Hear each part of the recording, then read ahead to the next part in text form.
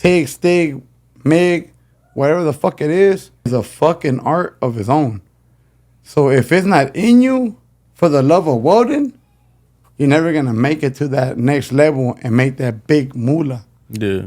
You got guys out here making fucking $22 an hour at a shop, but they're dealing with it because they love what they're doing. Yeah, that's true. And they're using it in the form of experience, not in the form of, oh, they're paying me a little bit, but at least I got my fucking foot in the door. Fuck it, I'm going to do it. Nah, they're looking at it as a blessing, like I did when I started.